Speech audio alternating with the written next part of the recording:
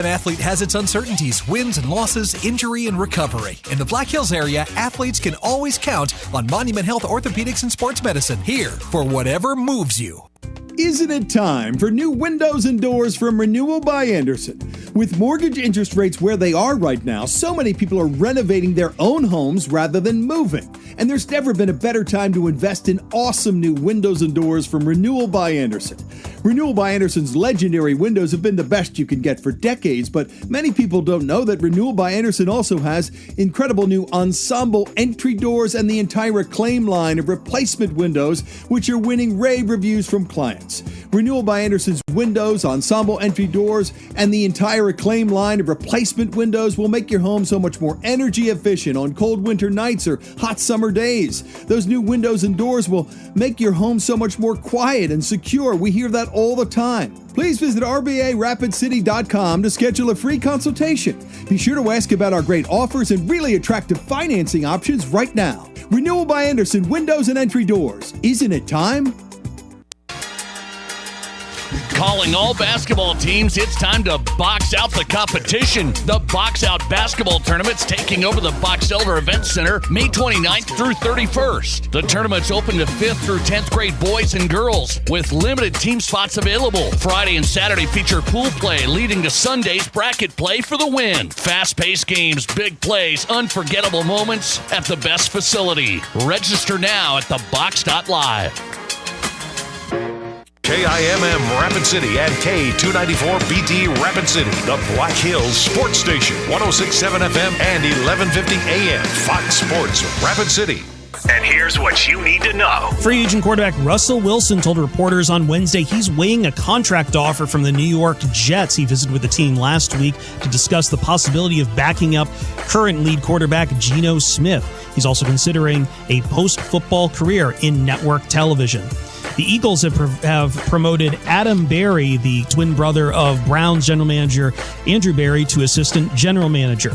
Joel Embiid will miss tonight's Game 2 between the 76ers and the Knicks due to multiple injuries. Lakers star Luka Doncic says he's frustrated with his hamstring strain, but doesn't know when he will return to the lineup. Blue Jays pitcher Max Scherzer says he doesn't know why the tendonitis in his forearm isn't getting any better and is seeking an additional medical opinion. According to trainer Sherry DeVoe, Kentucky Derby winner Golden Temple will not run in the Preakness coming up in a week from Saturday. Instead, they'll be focused on getting ready for the Belmont. I'm Chris Perfett. It's time for South Dakota's Sports Talk Show. This is the Nate Brown Show, featuring live callers, great interviews, and thought-provoking sports talk. From the biggest national names to the hottest stories across South Dakota. Welcome to the Nate Brown Show. Here's your host, Nate Brown.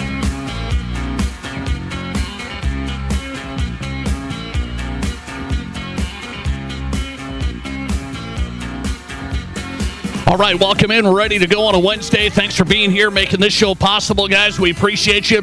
How you doing? Good? Solid? It is always a great day in South Dakota. Welcome in, South Dakota Sports Talk Show, live on Fox Sports Radio. Our affiliates are KWSN, Fox Sports Sioux Falls, great station.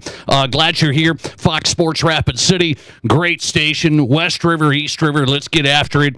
The Nate Brown Show is on. Thanks for making us part of your day. If you spend all 2 hours, that's amazing. My family doesn't even do that. You are family. You spend all 2 hours with us. Great 2 hours, thought-provoking sports talk. We've got you covered. If you're just here on your drive home, okay, good stuff. But remember, you can catch us on the stream anywhere, so you don't have to miss us. You can go to X and find us right there, live stream, all 2 hours. So catch us on your phone on X, at Nate Brown Show. Watch us live. Follow the show, at Nate Brown Show on X.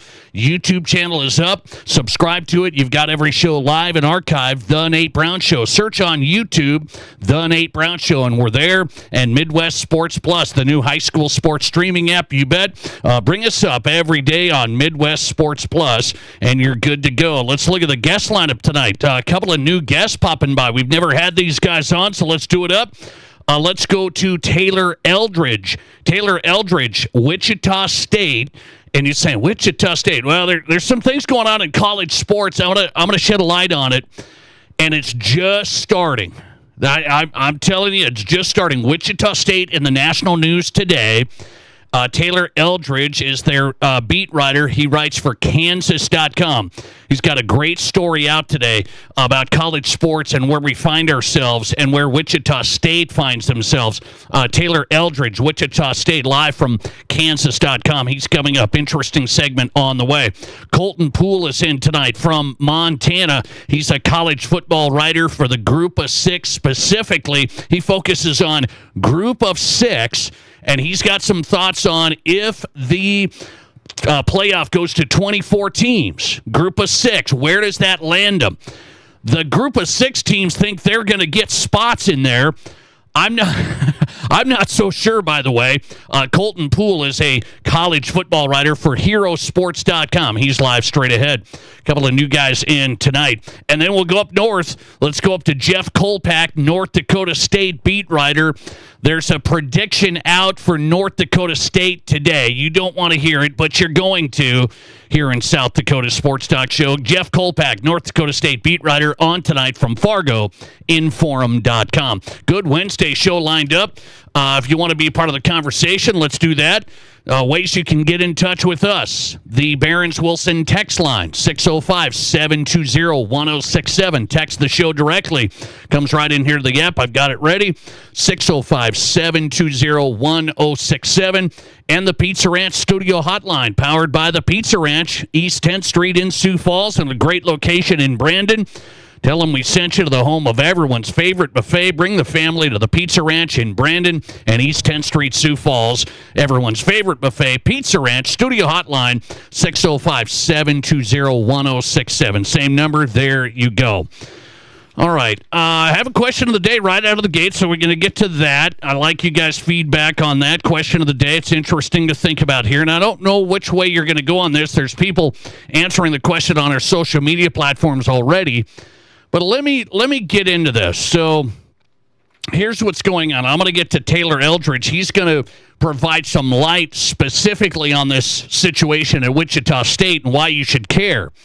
You're going to say, well, it's Wichita State. I don't care.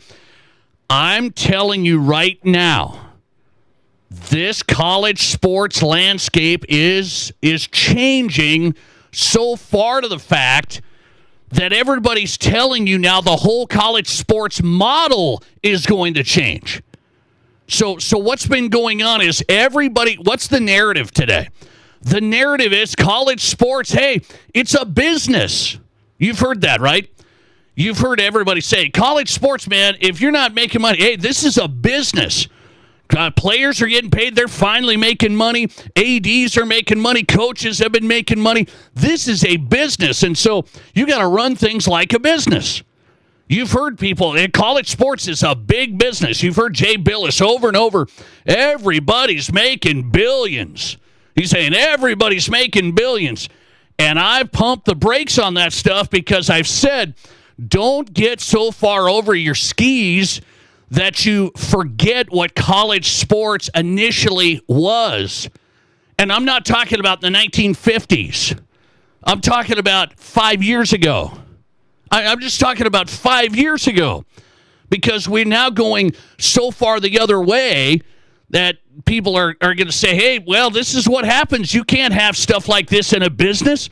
So college sports is a business. Get over it. What I'm discussing is, if you've watched this at all, maybe you haven't. I'm in this stuff every day, but maybe you haven't seen this. Over the past 3 weeks, there's been numerous universities that have started cutting programs. So, you know, a lot of people, this isn't going to get the national headlines. A lot of the stuff is like tennis getting cut here, tennis getting cut at Arkansas, tennis, okay. Now we see Wichita State, which has had a golf program at Wichita State since 1935. Wichita State's had a golf program since 1935. Something you didn't know you would find out on the Nate Brown Show tonight. Well, they're cutting golf. They're cutting golf. Men's golf gone. Women's golf gone. They've had great success in golf, whether you care or not. I'm just telling you the college sports model now is, and people are going to tell you this, hey, we look at the financials, you look at the numbers, we can't keep this stuff. It's a tight margin, man. It's a tight margin. Why is it a tight margin? Because we're spending so much money on stuff and we're going crazy, and these universities are trying to keep up, and they can't do it. There's these universities like Wichita State. There's no football there.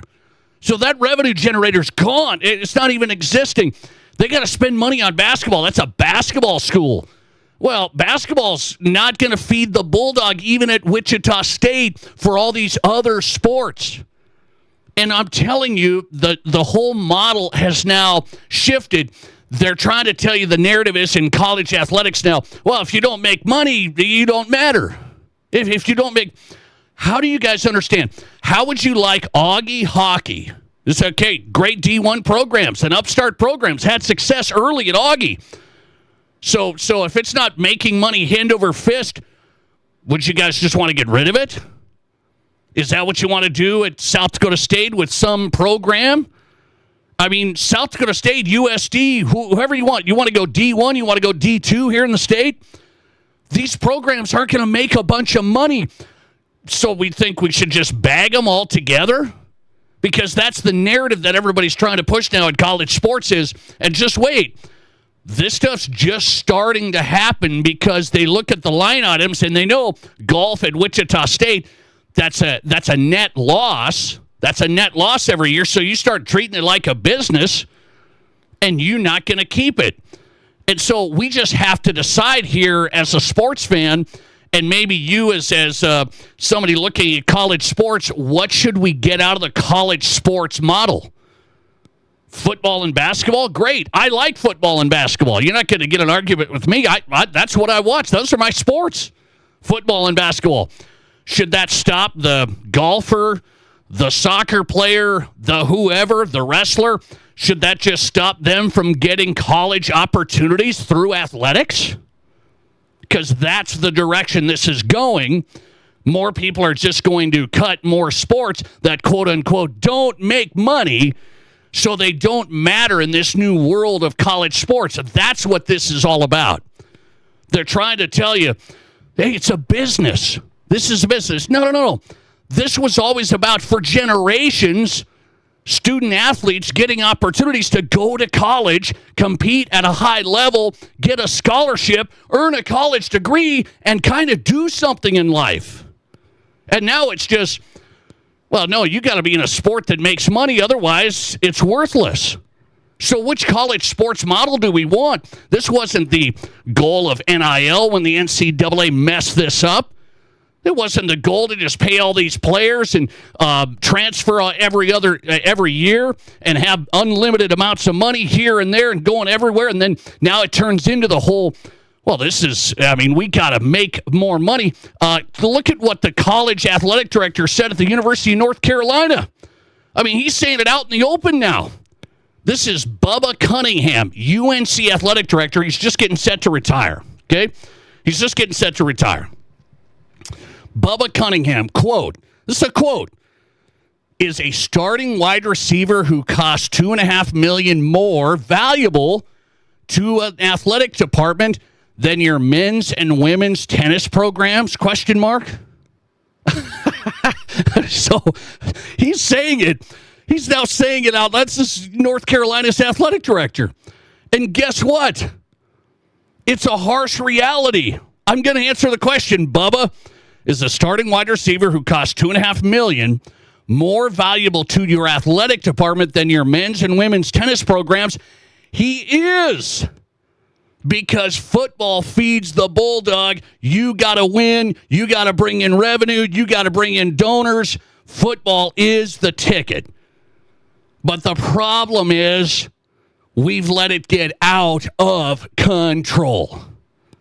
I mean, it's absolutely out of control.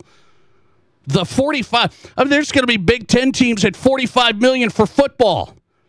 There's going to be $45 million being paid to players for football. And by the way, I was told this week from a guy who knows. This is a big-time college football program, okay? He knows guys within this program. I asked him, how much money is just the basic player getting? I'm not talking about a starter at this D1 program. I'm just talking about a basic football player. And how much money you said? $200,000 each. So if you're on this football team, this is a major D1 program I'm talking. I'm not going to name them, but major D1 program. You're just on the team, you get $200K. Why? Because it's out of control. And then we say, Wichita State, man, they got to find a way to keep up here and travel and put more money into basketball. Basketball's the ticket at Wichita State. And so everybody else is going to get just hosed. I mean, they are going to get absolutely hosed.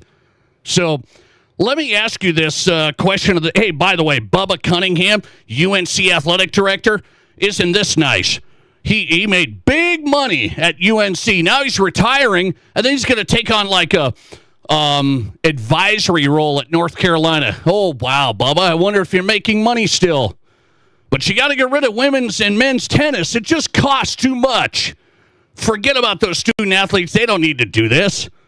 Make them do club sports and make them pay to go to college and pay to do this club sport thing and travel all over. They can handle it. Why do you think universities have at D2 level, for example? I worked at a D2 university. Why did we have students that were playing sports and we operated at a loss in the athletic department? Why was that? Because the university wanted the students at the university. They were paying tuition. There wasn't guys and gals getting full rides at the D2 level. They were getting some, and some were getting quite a bit. But it wasn't full rides across the board. They wanted the students, part of their enrollment, paying the tuition. That's why universities give money back to the athletic departments.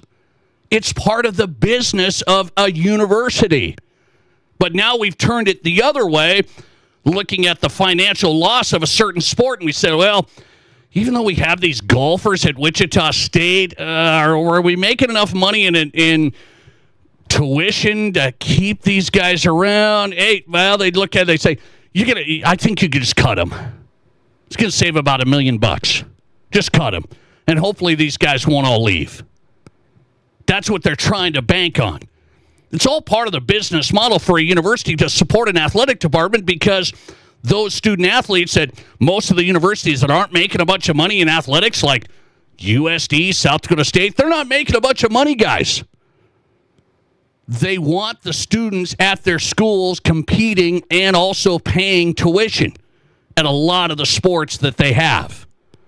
Okay, we're not just talking football, basketball. Let me ask you this question of the day, 605-720-1067.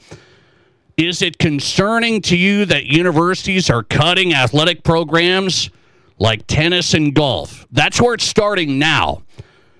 And so I'm just here to say, Wichita State was even throwing around like they were going to add women's soccer a couple of years ago. They were going to add that. Well, that's out the window.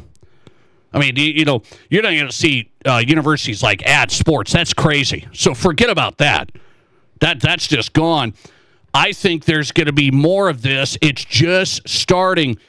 The University of Wisconsin was having to get extra money from the legislature because they have to make sure they have to keep up to speed. I mean, there's universities that are operating. Louisville. This is Louisville, where Lincoln Kienholz is going to play, right? Louisville. They say, we used to have a surplus. They've been at a loss the last few years. They used to have a surplus. Wichita State used to have a surplus of like $9 million. I read this story today. Wichita State had a surplus $9 million a few years ago. Now they don't have squat. It's too much. The universities aren't going to be able to keep up, so everybody says, hey, it's a business. Well, no, it's never operated that way. We lose the plot of the story. Football and basketball is the business. That's the business. Swimming, track, wrestling, soccer, golf, that's not the business. That's scholarships, college, experience, representing your school, opportunity, your ticket to a great education. And we're trying to put them two and two together. Okay, it's not going to work. Let me go to this. Is it concerning some universities have been cutting programs like tennis and golf? 53% say, no, I'm not concerned. No revenue, you get cut. And that's what I'm talking about. That's just even 53% of my audience on Twitter says, hey, your sport doesn't have revenue, you get cut. That's not the college sports model we've had. And now all of a sudden we've changed it the last 5 years, so everybody thinks, hey, if you don't make money, you're out. That's crazy. That is crazy. Let's see. 47% of you have said, yes, I'm concerned we shouldn't be cutting college sports due to the money. 47% say don't cut the sports. Let's go to the text line. I'm going to get a few in there, and then I got to roll to my first guest from North Dakota State. Jeff Kolpak coming up. 605-720-1067. Listener text. Yes, of course it's concerning. It's pro sports now. I'm becoming less and less of a fan. Listener text. Nate, you make a valid point. However, there are schools like Iowa State who are struggling right now and dropped gymnastics, decided to go to the women's wrestling and follow in Iowa's footsteps. I get schools are dropping sports due to money issues, but why are they adding more? Why are they adding more instead, like Iowa State? Well, hang on with Iowa State, because I don't know. I mean, Iowa State's got to be one of those schools. Are they going to take the $30 million that Redbird Capital's going to give them? There's a bunch of Big 12 schools that have said no, they're not going to take that $30 million at 10% interest. Iowa State's one of them, as far as I know. They haven't said yes or not. Because I've heard Iowa State's not doing great. I'm talking they barely able to keep up. And it's no fault of their own. I mean, this is totally out of control. The spending is totally out of control. Listener text, am I concerned? Yes. Is this unexpected? Absolutely not. Yeah. Well, we've just changed the whole narrative. College sports are now you have to make money, and 98% of college sports has not made money. All of these universities don't make money. I hate to break it to everybody. There's like Texas, Ohio State, there's a few others, Texas A&M. These are like the only ones that make money, and these are the behemoths. So if you don't make money and you're a golfer, whoever you are, the college sports model now, these people have been told, well, it's just gone. So, sorry, you're a golfer. You decided to be a golfer. You're really good. You could compete at college. Good luck. Not at Wichita State anyway, and not at a bunch of other places.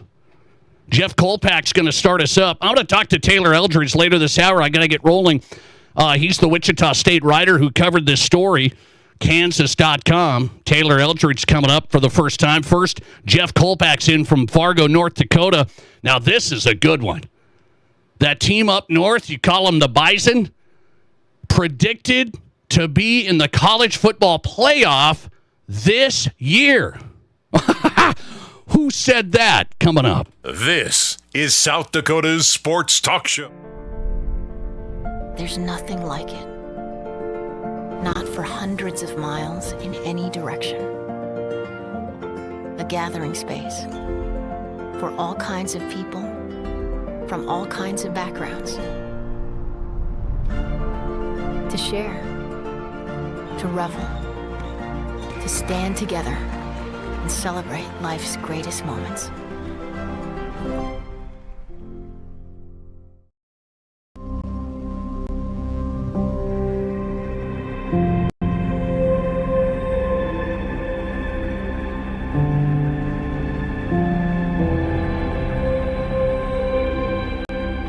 We are number one, so you can always be their number one.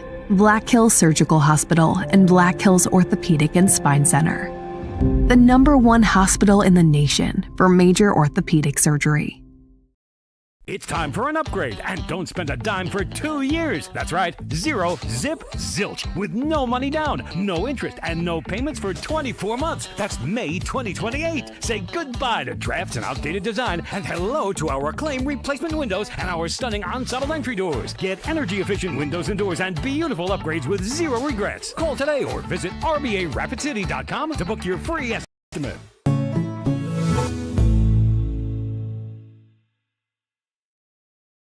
What do you call a place? It's one of Deadwood's largest casinos, but is it really a casino? Because you can't decide, should I play or eat or wait, there's a liquor-infused ice cream bar? I mean, you're playing craps 1 minute and the next you're looking at a charcuterie board? What even is that? Never mind the gunfight outside, you don't have time for that. You've got espressos to down and games to bet on and a pub with 48 whiskeys? What do you even call a place like that?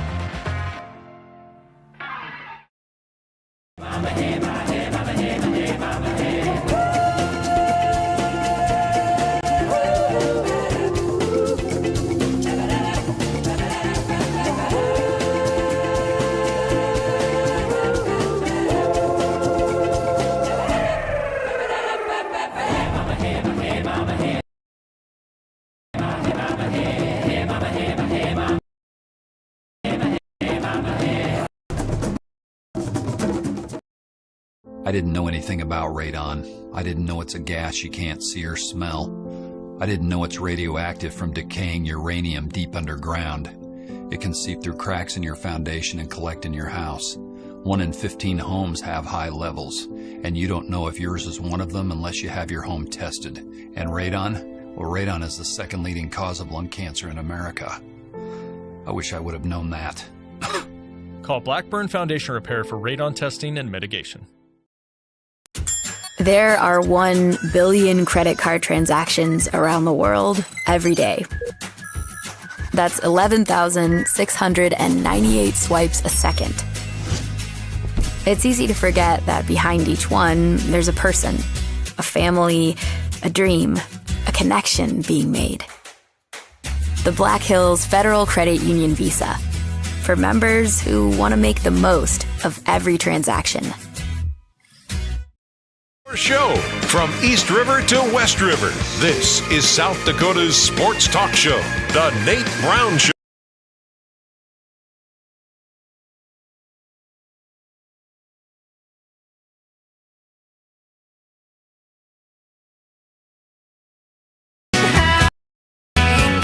Oh, welcome in. What a great day, huh? Golf getting cut, tennis getting cut. Who gives a rip, huh? I take it easy. I'm sticking up for everybody. I'm trying to stick up for college athletics. I think this is bogus. It's out of control. The college sports model, people are trying to tell you it's all about making money now. It's about making money. That's never what it's been about. Everybody has always had a college sports model where sports have not made money. Universities have supported sports for their business model as well, tuition. The whole college athlete scholarship education thing, remember that? Well, that's going by the wayside now.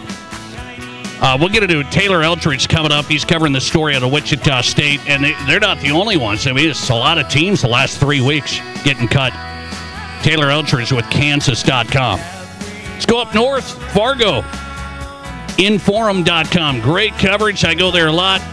Covers North Dakota State. Jeff Kolpak on the Nate Brown Show tonight. Jeff, how are you? Hey, Nate. Good afternoon. Appreciate you coming on. Hey, I got a quick one here. I didn't set this up with you as I sent you a message, but I want to talk about North Dakota State football for the most part. But let me ask you about this college sports landscape. With North Dakota State jumping into the FBS, it's going to cost them. It's going to cost them a lot. How healthy are they when it comes to athletic department? We know sports overall don't make a bunch of money. They have a bunch of sports that don't.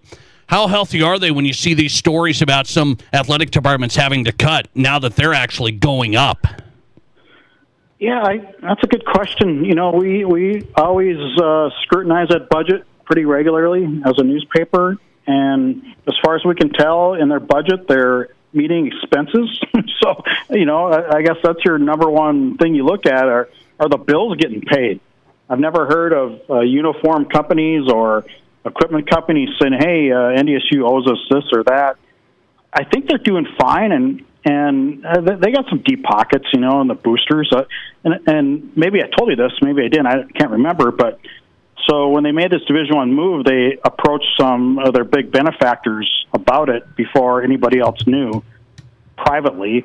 And they said, would you be willing to fund this? And would you be willing to do this and this? And they raised, and this is coming from the Team Makers, which is our booster club. This is coming from the executive director.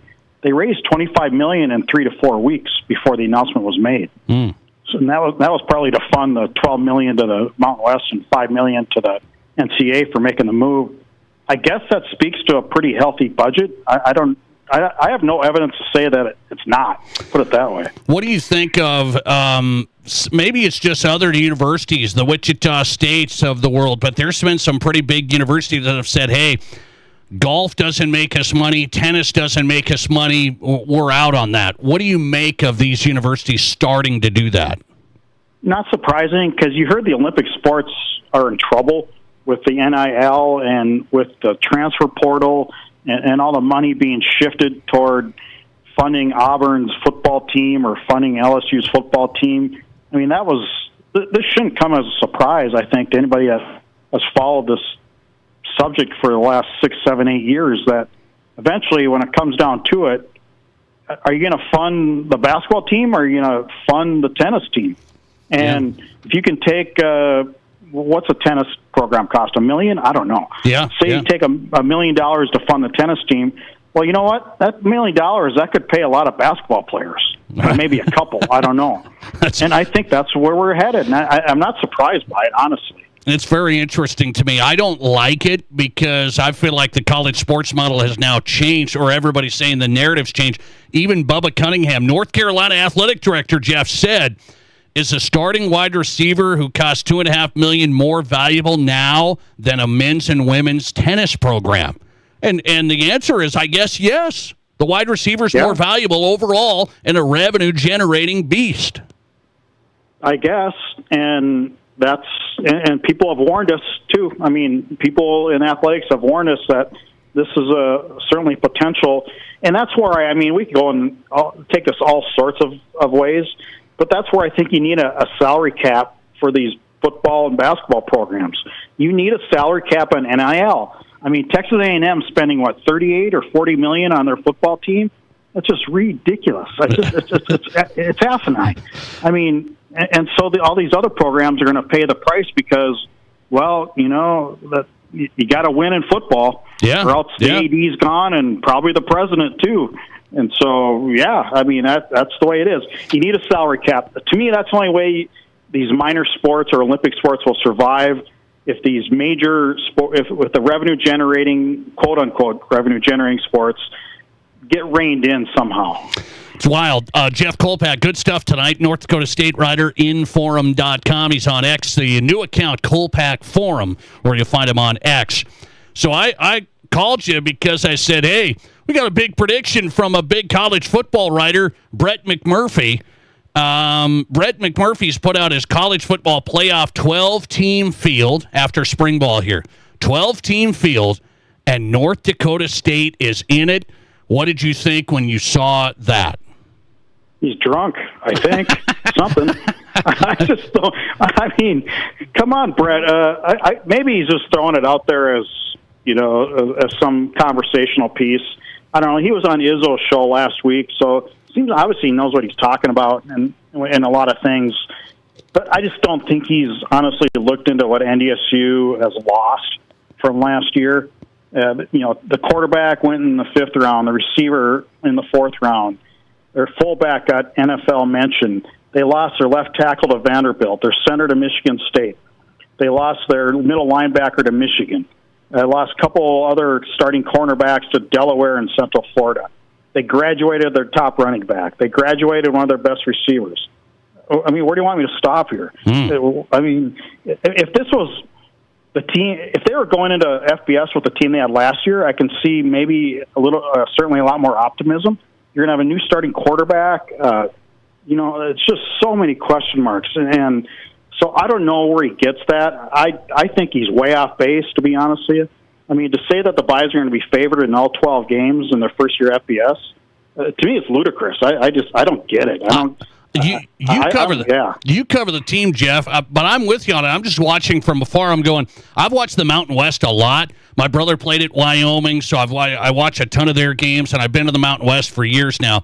I look at the Mountain West, I'm like, I know it's not as good as it used to be with Colorado State, San Diego State, those guys leaving, but the UNLVs, the New Mexicos, the Air Forces, I don't think Wyoming's just a walk in the park up there in Fargo in October. So I think some of the games are going to be challenging week in, week out. Yeah, and plus they have their 4 road games in the league are against arguably the top 4 teams coming back with UNLV, Hawaii, New Mexico, and where else are they at? Air Force? Air Force, yeah. Although Air Force had the greatest year last year, that's still Air Force. And that's a tough team to play because of the fact that it's the triple option and it's Air Force. Honestly, if you were to pin me down right now, I'd say 7-5 would be a good year. Take it and run. Okay, 7-5 is what you're saying. By the way, I do want to ask you, if a college football playoff goes from 12 to 24 teams, do you believe they're going to leave spots for these group of 6 teams like NDSU in the Mountain West? No, pretty lukewarm on that. I mean, I guess there were 2 in the playoffs this year with Tulane and James Madison, which may be an anomaly, but I just like the NCAA men's basketball tournament increasing to, 78 now? 76, yep. 70. Do you think mid-major, there'd be more mid-majors? Hell no. I mean, that's just going to be more mediocre, I think, Power 4 teams. I don't know how else you can really argue against that. So I see that similar with the college football playoff in that you're going to put 2 or 3 teams from the Big Ten, 2 or 3 from the SEC, and have at it. Jeff Kolpack in tonight from Inforum.com. North Dakota State coverage from Jeff and the crew. He's on X at Kolpack Forum, and he's here tonight on the Nate Brown Show in South Dakota. Jeff, I appreciate you. Thanks a lot. Absolutely, Nate. Anytime. Appreciate it. Jeff Kolpack joining us on the Pizza Ranch Studio Hotline from Fargo, Inforum.com, North Dakota State beat writer. So there it is. If you missed it, Brett McMurphy, college football analyst for On3. By the way, in all fairness, I did text Brett McMurphy to get him on tonight. I'm just telling you because I wanted to take it to him. I wanted to take it to you, Brett. He said he had dinner right now in Florida. He had dinner plans. That's okay because I got Jeff, and Jeff said, Brett's wrong. North Dakota State not going to be in the college football playoff. I don't know why Brett would say, well, I'm going to put him in at number 12. That's who he had. His projection is North Dakota State's going to be the 12 seed playing Oregon. They would play Oregon. That's his projection right now. How'd that work out for James Madison? Oh, anyway. Not so good.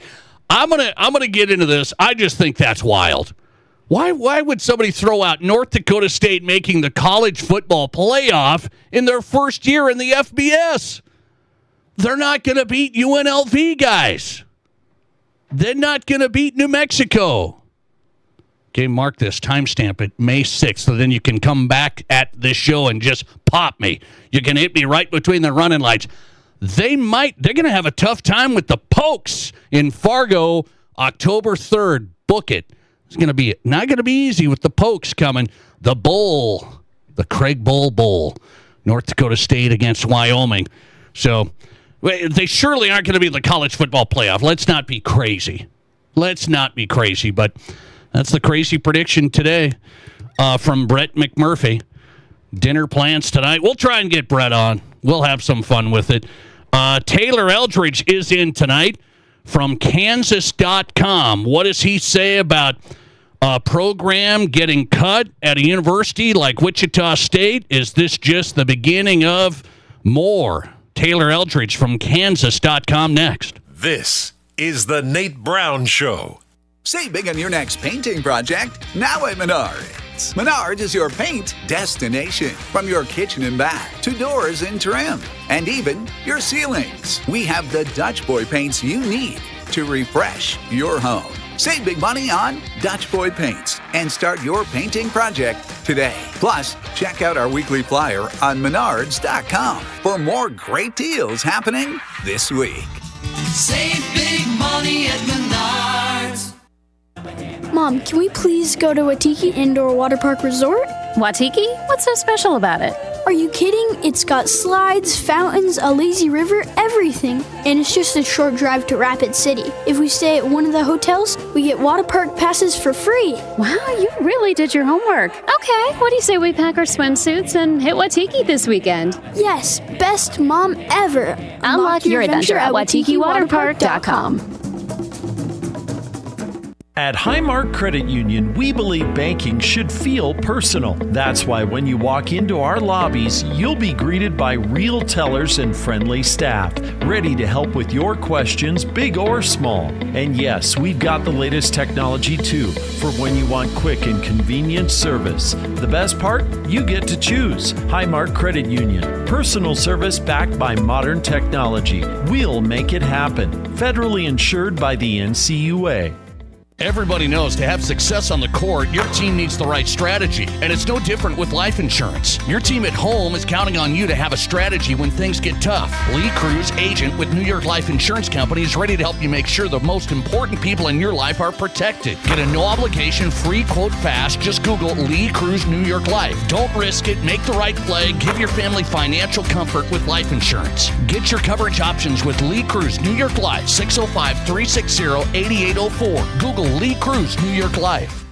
Doesn't matter where your ride's from. At Al's D&I, we baby them, every single one. Got a ride from across the pond? No worries. Let the ASE certified pros at Al's D&I pamper your pride and joy. Foreign or domestic, maintenance or repair. Doesn't matter if it requires special parts or tools or if its owner's manual is in another language. At Al's D&I, we don't care where your ride's from, but we do take great care to treat your ride like it is our own. Drive on in to Al's D&I, Sturgis Road, and online at alsdniautorepair.com.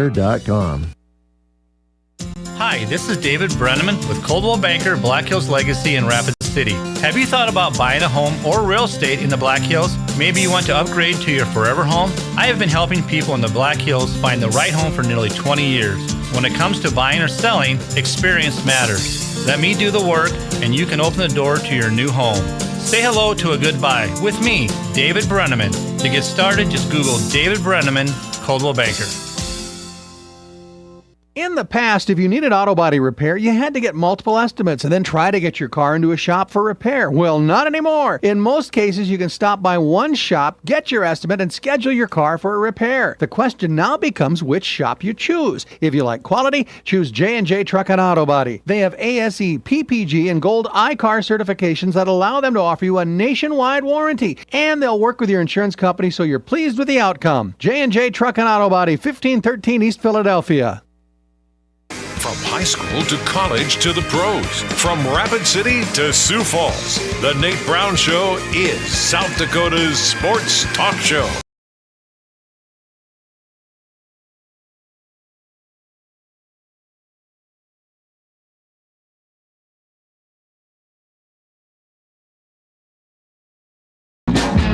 All right, we are live on Fox Sports Radio, our affiliates across South Dakota, Fox Sports Rapid City. Also welcome in KWSN, Fox Sports Sioux Falls. Glad you're here. The Nate Brown Show on a Wednesday. Colton Poole's coming up, brand new guest, college football writer for HeroSports.com. He covers the group of six, and he's got some thoughts on the group of six and where do they land in a new college football playoff if they go to 24 teams. We've had this discussion the last few weeks. NCAA basketball tournament going to 76 teams, so that's getting really close. There was another step. The committees have already looked at that now, and I guess they're close now, 76 teams. And then the college football playoff coaches, they just said, we want to go to 24. The coaches all supported it, so look out. Colton Poole's coming up from Hero Sports talking the group of six and where do the teams land. Is there a reason to do another playoff instead of the 2014, meaning for the group of six? We'll get to him. Well, we started the show with this. I think it's a big picture thing in the college sports landscape. I think the narrative has changed now in college sports. It's not, hey, I compete for my university. I get a college scholarship for a great education. That's my ticket. No, it's now, do you compete in a revenue-generating sport at a big-time program? Otherwise, what matters?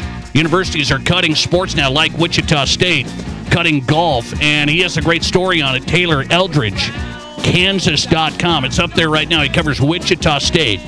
Taylor joins us on the Nate Brown Show tonight. Taylor, welcome in. How are you? I'm doing well. Thanks for having me on. Well, I appreciate the time. It was an interesting story I read today. Kansas.com for people that want to check this out about kind of the history of Wichita State golf and kind of what this means. Most of the people nationally, Taylor, would just say, hey, this is golf. This is Wichita State. It's just one of those things.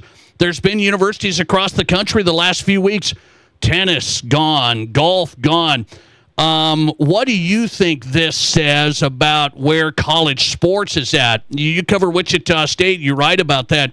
Where do you think college sports is at?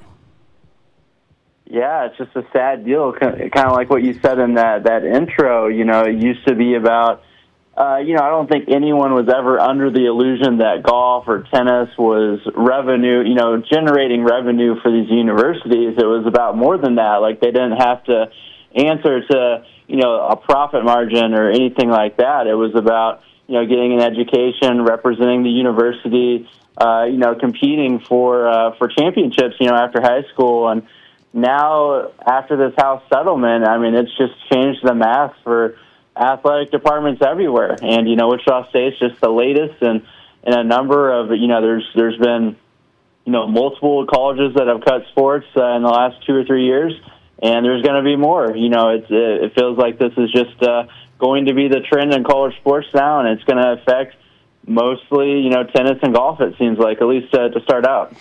Okay, so you write as part of your story that Wichita State athletics used to have like a net cushion when it was all said and done 10 years ago, like $10 million. Just 7 years ago, like a $13 million cushion. And then things happen. They have to do some buyouts. Things get more expensive, and now they're barely in the black. Barely. So where are they at? What's happened? Yeah, a lot of stuff happened in those 10 years. Wichita State made that gamble 8 years ago now to move from the Missouri Valley, where it had been for almost a century, and went to the American Athletic Conference. That was obviously a gamble with this men's basketball program. And, you look back, that was on the heels of, that Final Four run, the perfect regular season. Greg Marshall was one of the hottest names in college basketball. And, now we're a coach removed from Marshall. He had to resign. And the program really hasn't been the same since. Certainly not back in that top 25, competing for championships on an annual basis like, he had it as a machine, when he was here in Wichita. So WSU kind of lost its moneymaker. That was like the program that was driving so much revenue for it was the hottest ticket in town for all those years. And then that stuff was directly correlated, like right when COVID was happening. So there's just a lot of different stuff that affected WSU. The American Athletic Conference has obviously been hit really hard with conference realignment. They lost UConn, they lost Houston, UCF, Cincinnati. This isn't the same conference WSU signed up for almost 10 years ago. So a lot of stuff has happened. A lot of stuff has broken the wrong way for WSU. And, that kind of explains, why there isn't that cushion. Everybody got hit hard in COVID, though. That's probably the main reason. But obviously, another big reason was the men's basketball just isn't the same financial engine that it was, 7-8 years ago. When men's basketball, Wichita State had a nice year. I mean, maybe they didn't make the tournament, but they had a nice year and played in the postseason. And I look at it and I say, can they compete in this era of Division I college basketball, having to pay? And this ties in. It's like, well, we got to get rid of golf. That'll save us $1 million. Well, can we just give $1 million to men's basketball now? That's not how that works, I don't think. Yeah, that's what WSU Athletic Director Kevin Saul made pretty clear last night in his interview with local media. He's like, that's a dangerous game. You guys don't need to look at this as you're referencing that annual operating cost for both of the golf programs was at $1.1 million this last year. So it's not like it's just going to be fed directly into men's basketball. It's more just like it's just going to give them more cushion for the whole athletic department. So it's not going to go into one certain thing. It's just going to help ease things. And that's just a harsh reality of when your athletics department doesn't have that, $13 million cushion. They can't really afford to take, $1 million losses just about every single year with the tennis or the golf programs. So that's kind of where that math came into, and it's just real unfortunate because that was never really the case, before, these last 5 years. Yeah. Taylor Eldridge joining us, Wichita State beat writer, Kansas.com. A story on Wichita State, another university getting rid of some sports, and they're cutting golf. This kind of a big-time program there. Golf program goes back to 1935. What's the reaction down there in Wichita about this?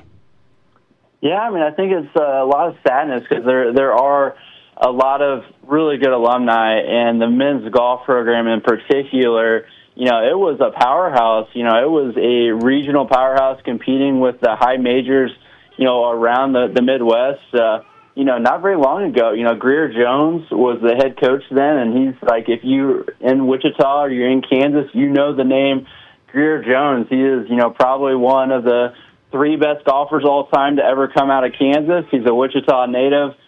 Played on the tour, won a lot of stuff as an amateur, and then came to coach at WSU and built a powerhouse. He was there for 24 years.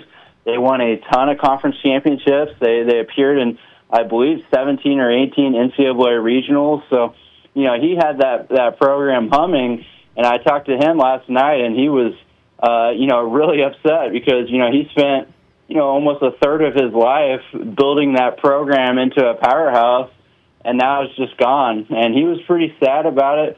He did say, he kind of saw the writing on the wall, so he wasn't entirely surprised, but still, this is a program that so many alumni have been proud to call their alum and, come back home and think about those good memories, and now it's just gone.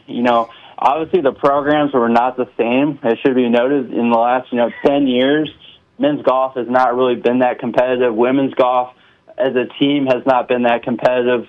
But still, men's golf has so much history. I believe they have the most conference championships and NCAA tournament appearances of any program in WSU history. So that's a huge loss.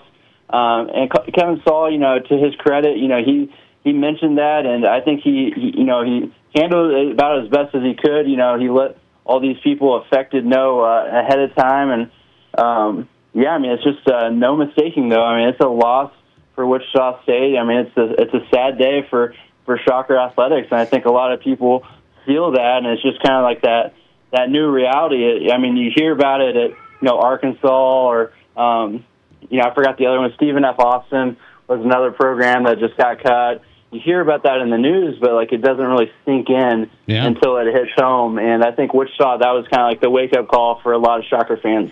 Last one for you. Do you think Wichita State can become what they were in basketball in this new that you got to pay to play at the big boys? Man, I don't think that's realistic for anyone outside that power structure. Even if they got the players, I do think that they can compete, if they get this thing going. I think there is a lot of money here in Wichita, a lot of people that are really passionate about the program that want to see Shocker basketball on top. But then it's like, how do you get the games to get the good seeds, to get at large bids?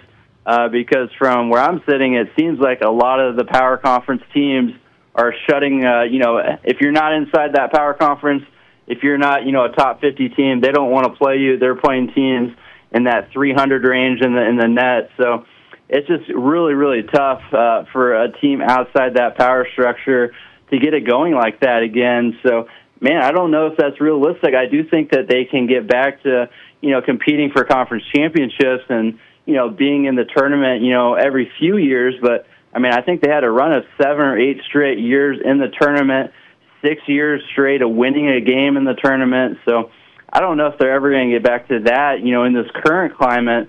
But we'll see. It's just it's kind of discouraging, if you're not a fan of those power conference teams, because it feels like, the door's just the margin for error is just so narrow for those teams. Yeah. Now I'm with you, man. I get it. Taylor Eldridge on tonight. He writes for Kansas.com, a story out today about Wichita State cutting golf, men's and women's golf, and just the overall picture of financials and what how big of a factor that is now in college athletics. Taylor Eldridge on tonight from Wichita. Find him on X at Taylor Eldridge. You can follow him there, first time on the program. Taylor, good to have you. Thanks for hopping on. Yeah, thanks for having me, guys. Appreciate it. Taylor Eldridge on the Nate Brown Show tonight from Wichita, Kansas.com. All right, let's get to the question of the day. If you can answer it for me, if you're just joining the program, how much do you care about universities cutting sports? Do you care at all? Do I care? I care. Pepperidge Farms cares, but anyway. Does Matt Kearney care? Do you care? I want to find out. This is South Dakota's Sports Talk Show. Weekend meal rules, they're different. Lots of meats, messier bites, zero regrets. That's why you need Village Hearth. Freshly baked old-fashioned buns that hold up to jumbo hot dogs, juicy burgers, and bold ideas. From lazy lunches to neighborhood block parties, Village Hearth brings it all together. Whatever's on the grill, make the bun count. Village Hearth. Cookouts start here. The following radio ad is Good Fun Squad approved. My name is Jenny, and I'm the lady at the South Dakota Lottery who writes out those big checks for our winners. It's a lot of fun, but we've had so many big winners lately, my hand is tired. There was a $600,000 winner, a $2 million winner, a $4 million winner. That's a lot of zeros, and not normal zeros, big check zeros, and the winning never stops. That's why I'm learning to write with both hands. Good fun. Must be 18 or older to play. Please play responsibly. Take your Deadwood stay to the next level at Tin Lizzie Gaming Resort. Choose Hampton by Hilton or 4 Points by Sheridan, both just steps from the Main Street action. Then play in our 24/7 casino, bet every buzzer beater at the BetMGM Sportsbook, and taste your way through 6 unique dining options.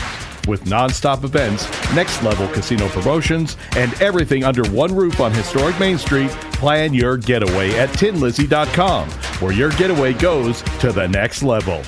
Hey, Black Hills, this is Scott Hanna. And this is Adam Ray, and we have a full-service mechanical repair shop, Gateway Tire and Alignment, right here, right now. We have top-of-the-line equipment with skilled, experienced, expert mechanics. Offering all services from oil changes starting at $49.95 to brakes, to free AC checks, diagnostics, engine work, even diesel. We can get you in now. No more waiting for weeks to get your car in for service. We're your one-stop shop for sales and service. Visit us at 123 Omaha or go to gatewayautoplex.com to book your appointment. Gateway Sales and Service. I'm Scott Hanna. And I'm Adam Ray. And nobody, I mean nobody, beats a Gateway deal.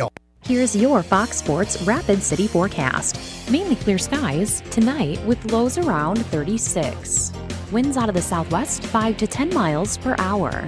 Chance of rain showers tomorrow. High temperatures reach up to 65. Sunshine mixed with clouds at times. Mainly cloudy skies expected tomorrow night. Slight chance of rain showers. Lows level off around 43.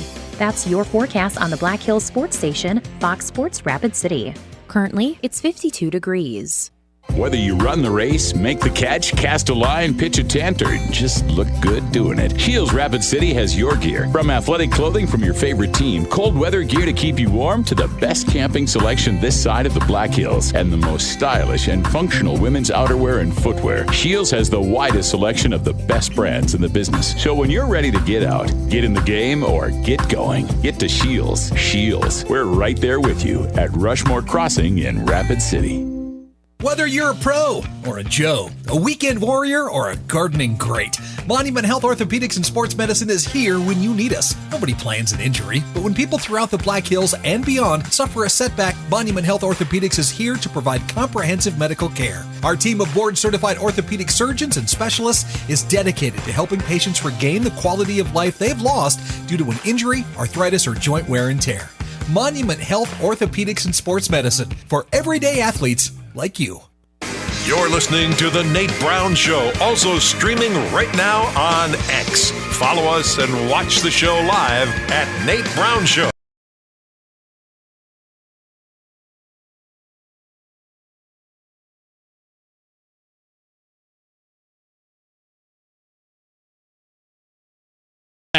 Brown Show is on tonight. Interesting stuff tonight. Good stories across the board.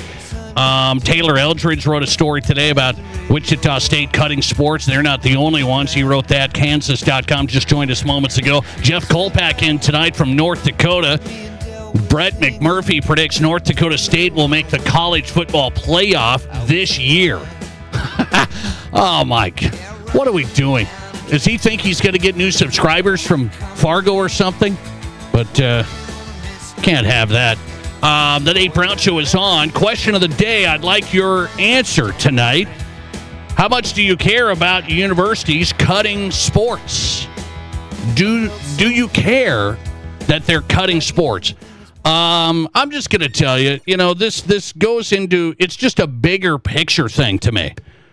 I mean, I understand. I mean, I understand the college sports landscape. I worked at a university athletic department, so I understand the money side of this, the fundraising side, the tight margins. I mean, I get all that. Nobody can answer the question, why do we have college sports then at the D2 level, for example? Why do we have college sports at all then? If this is just about making money, and hey, if you're not making money, well, sorry. No, I mean, it's about a bigger picture thing for the students and their ticket to success in life. Their ticket is, if you're an athlete, man, you can get a college scholarship. What felt good about that, a scholarship to get an education that maybe they could not get, to get a life that they could not get. That's the story. And everybody thinks, oh, that's just fuzzy pancakes. Warm, fluffy. That's not the way this should be, is all about money. It shouldn't be all about money now, but I guess I'm naive because it's just all about money. And I just want to know how much you care about universities cutting sports, okay? That's my question of the day. Is it concerning at all? Universities are cutting athletic programs in this new era of big money college athletics. And do you think this is going to continue to happen? I do, because I'm seeing these stories about the tight margins now at even big-time universities. There's like they're pushing the envelope at some of these major universities just to stay in the black, and it's because they having to pay all this money. Because Jay Billis thinks everybody is making billions. He said they're making billions. Not quite, Jay. You may want to look. It's called net and gross. You may want to look at revenue. Gross and net. You might want to look at it. Let's see here. I'm not totally sure if the Board of Regents of South Dakota care if a sports program is cut at South Dakota State or USD. There are people in power that think the only purpose of a college education is to learn and earn a degree, not have sports. Yeah, so that's what I'd like to know today. That's what I'd like to know is, what do you think of universities cutting programs? This goes into, so let's go to this. Yesterday, I was talking about the in-forum writer, Rob Port. Rob Port at Fargo there wrote a story. He said, why do we even have sports in high school? He says it's just a drain on the resources. Yeah, it was kind of, I paraphrase that, but he did point that out. He's like, it costs all this money. Coaches, athletic directors, travel. Yeah, I mean, so you guys tell me, why do we have high school sports? They don't make money. I mean, they don't know. Why do we have the Activities Association? Huh. I mean, doesn't all this stuff cost money? Isn't it about a bigger picture of having part of your education and all of the things that brings for schools, for students, for families, and high school sports and the community and the participation and the health and all of that stuff that sports does and the learning, and that's what that is about. It's not just about making money, right? So you can be really cynical and say, well, you just got to make money. Otherwise, I don't know. You don't need to play college sports. If your sport's not making money, sorry. That's not the way this was modeled has ever been, and we've just changed that like the last, 6 years, basically. So you tell me how much you care, and be honest. People are going to say, who cares about the golfers, the cross-country runners, the swimmers, the wrestlers? I'm telling you, there's been programs that have been cut. There's been passionate fans and alumni and all that stuff from some of these, and they've said, we care a lot. Sometimes they've been able to revive programs, but it's universities making the choice now to say, we got to pay so much money for our revenue sports. That's where we're going to invest. So they treat it now as a business. Everybody wanted everybody to make all this money, and it's just out of control. There's no salary cap. There's no nothing. It's free agency every year. It's unlimited spending every year, and you can't run a business that way. People say college sports is a business. Well, you're not running it like a business. It's out of control. It's totally out of control. There's no regulations, nothing. And then you got to cut stuff to make sure you can stay up with it. Stay up with the Joneses. Listener text, fuzzy pancakes you talk about sounds concerning. Yes, careful with those. Careful. It's all the perfect world, right? Perfect world. If you don't make money in college sports, you're going to get cut these days. So how much do you care? 53% say, I don't really care. If you don't have revenue, cut. 53%. What is it? What is this about, though? I've noticed this in our world today. We like cutting stuff as long as it doesn't impact me. So if your son or daughter was in the golf program at Wichita State, or if they're a golfer here in South Dakota, you may think, we could get a college scholarship to go play golf. Yeah, maybe we shouldn't. But if you don't have a golfer, a swimmer, a runner, whatever, just cut them. It's interesting. It's like, cut. We got to cut. We're not seeing the real problem. Out of control, NIL, spending, out of control, no regulations. That's the problem. The university's trying to spend for the revenue sports, and we have this whole drop-off of the Wichita States of the world are trying to be in the same Division I basketball as Michigan? Give me a break. We got to figure this out somewhere. You got to create two separate divisions. You got to do something. It's totally out of control. 47% of you, oh no, we've changed it. 49% now say I care that they're getting cut. We shouldn't be cutting college sports. 49%. It's kind of split tonight. 5 questions from Chris on a Wednesday. He's got them. I'll try and give my best answers next. This is the Nate Brown. There's nothing like it. Not for hundreds of miles in any direction.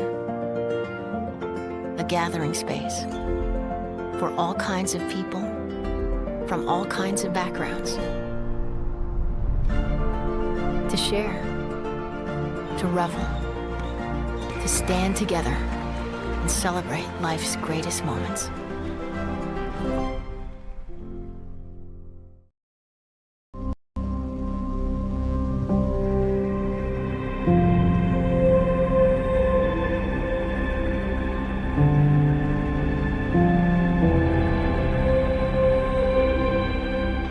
We are number one, so you can always be their number one.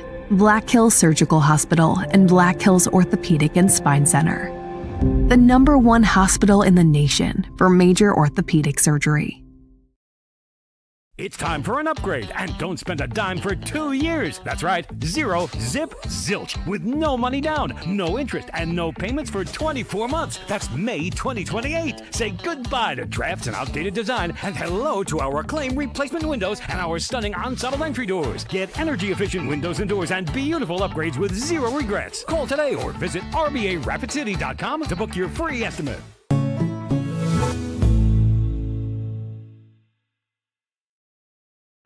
What do you call a place? It's one of Deadwood's largest casinos, but is it really a casino? Because you can't decide, should I play or eat or wait? There's a liquor-infused ice cream bar? I mean, you're playing craps one minute, and the next you're looking at a charcuterie board? What even is that? Never mind the gunfight outside, you don't have time for that. You've got espressos to down and games to bet on and a pub with 48 whiskeys? What do you even call a place like that?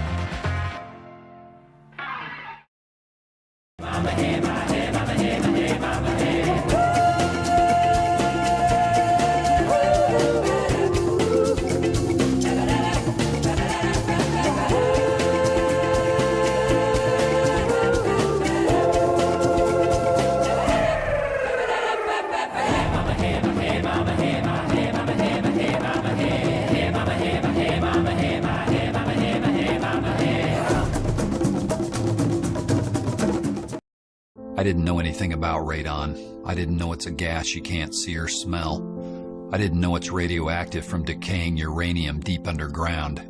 It can seep through cracks in your foundation and collect in your house. 1 in 15 homes have high levels, and you don't know if yours is one of them unless you have your home tested. And radon? Well, radon is the second leading cause of lung cancer in America. I wish I would have known that. Call Blackburn Foundation Repair for radon testing and mitigation. There are 1 billion credit card transactions around the world every day. That's 11,698 swipes a second. It's easy to forget that behind each one, there's a person, a family, a dream, a connection being made. The Black Hills Federal Credit Union Visa, for members who want to make the most of every transaction.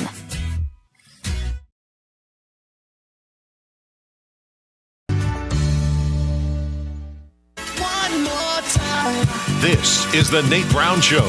From the biggest national names to the hottest stories across South Dakota.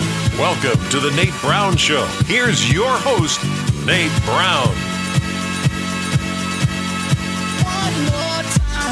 All right, we are live tonight on Fox Sports Radio. As always, our affiliates, KWSN, Fox Sports Sioux Falls, and Fox Sports Rapid City. Thanks for making this show possible. We appreciate you guys listening. Hope you're having a good day. We're into the second hour, ready to go. South Dakota Sports Talk Show. If you want to be a part of the program, we'll try and get you on 605-720-1067. Do my best there.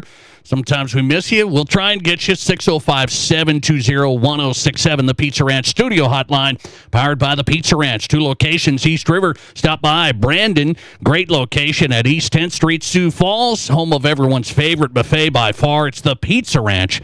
Take the family, no picky eaters. They have everything you want at the Pizza Ranch. Also, the Barron's Wilson text line. If you want to text, you can't call. 605-720-1067. That is the Barron's Wilson text line. We do have a listener text that came in. How much do you care about universities cutting programs in this new era of big money college sports? You gotta cut programs because you're trying to keep up. These universities that are like, hey, why do we need golf? Why do we need tennis? Wait, and everybody's saying this is just the start. I mean, I've seen this the last 3 weeks. I saw there's just a trickle, and it doesn't grab headlines on ESPN or anything. It's like, oh. And then they're saying, well, this is just the start. As long as college sports is ran like this business, an out-of-control business, spending, you can spend an unlimited amount. It's just going to be out of control for most universities. You won't hear these stories at Ohio State, Texas A&M. You won't hear them. You're going to hear them, though, at more universities. This is just the start. Wichita State, some of these. Wichita State just cut their golf this week. And I say, how much do you care about this? Just curious. Lister text, I bet they still run a golf tournament to fundraise, though. Schools will see less students if they just keep cutting. I think that's a good point. That's a really good point. The university business model is what? They need students. And most of the D1 programs aren't running full rides. You're not getting full rides in golf, baseball even. I'm telling you guys, you'd be surprised. There's some nice programs for baseball. The guys are barely getting any scholarships. I mean, I'm serious. So this isn't about like, oh man, so what that is they want students to be at the university. That's why the university subsidizes their athletic departments. For the most part, they want the tuition, the enrollment, that piece of it. So that's always worked for the university business model. You just keep cutting like this, cutting. You are going to lose students. There's universities already losing students. So it's a good point. How much do you care about universities cutting athletic programs? My question of the day, you tell me. Just be honest. I like it. Good stuff tonight. 605-720-1067 on the text line. Hey, it's a Wednesday. You know what we got to do, right? It's time for 5 questions from Chris on the Nate Brown Show. Chris, our loyal listener, how you doing today? Thanks for sending them in. 5 questions from Chris. He's asked me 5 questions every week for a long time, and he's bringing it today. 5 questions from Chris. Number 1. For the second year in a row, the Boston Celtics exited the playoffs earlier than expected. Boston squandered a 3-1 series lead over the 76ers. They attempted 323 three-pointers across the series. Do you think this is a philosophy problem, live and die by the 3, or a personnel problem with the Celtics? I think it's a personnel problem. I do think it's a personnel problem. I know this analytics stuff, they think three-pointers, you just got to take more and you're going to eventually win, and that's how the breakdown is. You're going to give up layups for threes. That's what everybody's like trying to tell you to do. I'm not a big analytics guy, Chris, you know that, but it's more of a personnel problem. I don't think the Celtics were really that good. No Jason Tatum, in that final game. So no Jason Tatum, plus he was banged up before that. Got rid of Porzingis, whether you liked him or not. It just didn't really build that much around Jaylen Brown, I don't think. So I think the Celtics got to go back to personnel. I don't think they were as good as people thought. They won regular season games. That's nice, but it's different in the playoffs. Question number 2.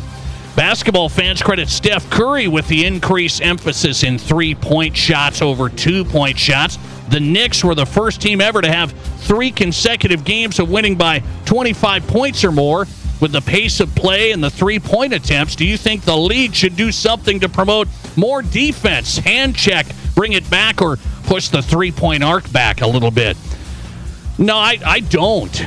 I don't, Chris. I know people complain, no defense. I watch NBA basketball. I really enjoy basketball. The defense is not great in the regular season. The defense is way picked up in the postseason, but the efficiency of the players is just crazy.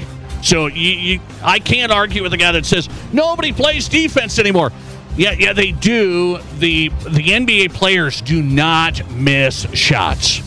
So that's why you're getting scoring. That's why you're getting a ton of these points. It's not because nobody's playing defense.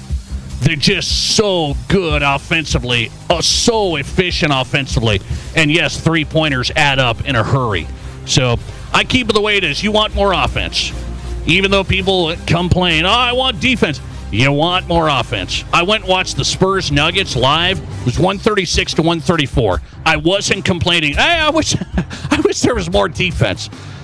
Question number 3. 5 questions from Chris. Regular NBA fans are familiar with a quirk in the replay review process. Refs go to the monitor for a play, but then they have the authority to call a foul or a technical during that footage. NFL fans would never go for this. Do you think NBA refs should be limited in what they can call when they go to a replay review? Yeah, this is interesting, Chris. Good question. Yeah, the refs can change. They go to the replay review for something totally different. And then they look at it, they say, well, actually, that was a foul on Gobert, first. I'm like, no, you can't do that. You were replaying if the ball was out of bounds. So, no, yes, they should be limited. I mean, you don't, in the NFL, you don't, hey, we're going to replay this play if it was this. And then say, actually, there was a hold right before that. That's crazy. You can't do it. The NBA's got that wrong, Chris. You know that. That is bad. You can't change calls when you go to the replay review. If you're reviewing one specific thing, that's the play. That's it. You can't go through the first 5 seconds and say, hey, there was a travel before that. Sorry. Question number 4. It's often said baseball was created for radio. The Yankees lost one of the modern voices of baseball, John Sterling, passing away. Should the Big Four North American professional sports, should they be required to have teams with a broadcast radio partner, or should it be left up to the teams to distribute their games how they want? You're hitting a soft spot. I'm a radio guy. Started out play-by-play guy long ago. I think it's still important for teams to have radio play-by-play, Chris. People, they are in their cars. They're running around on the weekend. We really believe in play-by-play of local sports, and we get a lot of great feedback on that. You're not going to see every game, watch every stream. You're just not going to do that. So I'm working. I have it on the garage, stuff like that. That's what people, I believe, still want. Can you require teams to do it? No, but smart teams are still doing it. I know some people say, we just went internet only. Big markets, big teams are still doing it. Question number 5. 5 questions from Chris. What about this? Yankees and Dodgers are 2 of the most popular franchises, yet somehow 2 of the hardest teams to watch with their fans. A subscriber can pay $200 for MLB.TV, but then you can get locked out of games for Major League Baseball, Peacock, Amazon, and other media partners behind a paywall. Is the only way to fix this is wait until the federal government steps in and makes MLB change. I don't know, man. It's a weird thing. You would think if you have MLB.TV, you're going to get every game. Well, almost. Unless they decided to put it on Matt Kearney's favorite streaming network. Matt's got it. Why don't you have it? Oh, anyway. Yeah, I mean, if I pay to watch every Cubs game, I should be able to watch every Cubs game, right? Or do I have to get Peacock, too, when they're on there? I have to get Prime when they're on there. It's a mess. It is a mess. Thanks for finishing off that with that question, Chris. Makes me so happy. 5 questions from Chris in the books. We'll talk college football next. What about this growing college football playoff? Looks like it's going to 24 teams. How many group of 6 teams should be in there? I'm talking the Mountain West and those guys. Are they going to be in a 24-team field? More opportunities for the little guys or not? Colton Poole is a college football writer for Hero Sports. His read coming up. This is South Dakota's Sports Talk Show. There's nothing like it. Not for hundreds of miles in any direction. A gathering space for all kinds of people from all kinds of backgrounds. To share, to revel, to stand together and celebrate life's greatest moments.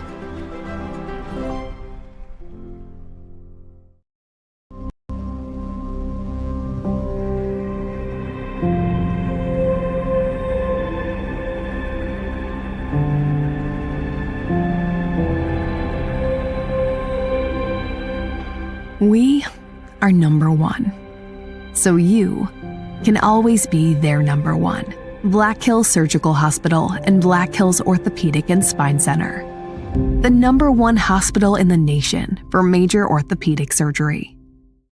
It's time for an upgrade, and don't spend a dime for 2 years. That's right, 0 zip zilch with no money down, no interest, and no payments for 24 months. That's May 2028. Say goodbye to drafts and outdated design, and hello to our acclaimed replacement windows and our stunning ensemble entry doors. Get energy-efficient windows and doors and beautiful upgrades with 0 regrets. Call today or visit RBARapidCity.com to book your free estimate.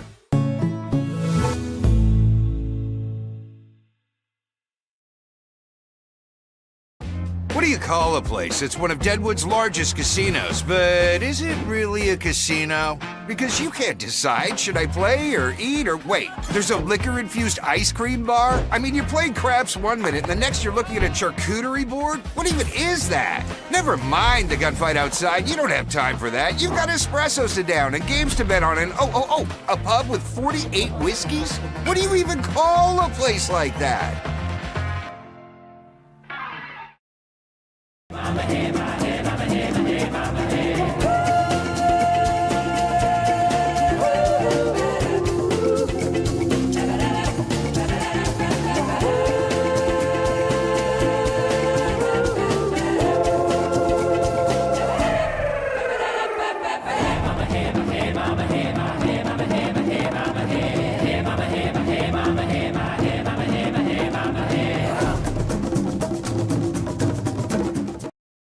I didn't know anything about radon. I didn't know it's a gas you can't see or smell. I didn't know it's radioactive from decaying uranium deep underground. It can seep through cracks in your foundation and collect in your house. 1 in 15 homes have high levels, and you don't know if yours is one of them unless you have your home tested. And radon? Well, radon is the second leading cause of lung cancer in America. I wish I would have known that. Call Blackburn Foundation Repair for radon testing and mitigation. There are 1 billion credit card transactions around the world every day. That's 11,698 swipes a second. It's easy to forget that behind each one, there's a person, a family, a dream, a connection being made. The Black Hills Federal Credit Union Visa, for members who want to make the most of every transaction. This is South Dakota's sports talk show, The Nate Brown.